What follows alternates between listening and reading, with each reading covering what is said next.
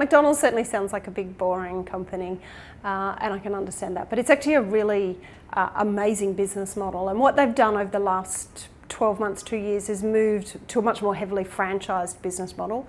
What that means is that they have people who operate most of the restaurants, and the company simply clips the ticket on those, so it takes a franchise fee on the sales revenue from those stores. So it becomes a much lower number at the revenue line, because it's obviously not taking the 100% of sales, it's just taking maybe 5% or 10% of those sales through the revenue line.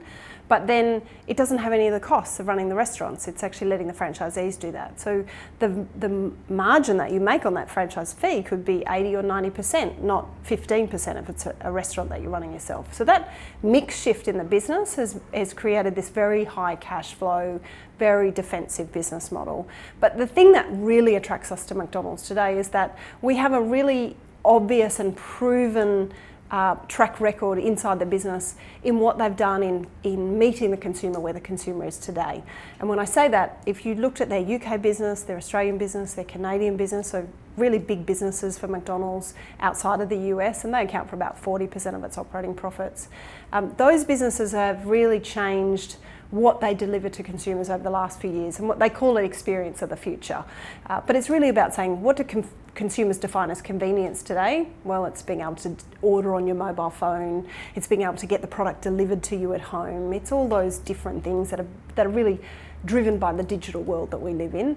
And also having a very modern, good-looking, nice, clean, well looked after restaurant that people feel like it's a nice place to go and visit and sit with their friends. The evidence of what they've done in those markets very clearly shows that they can deliver significant improvement in number of people who come to the stores and the price that they can ultimately extract from the menu that they offer. That really has only just got started in the US. It started probably in 2018. It's a very franchise model, so it was slow to get started.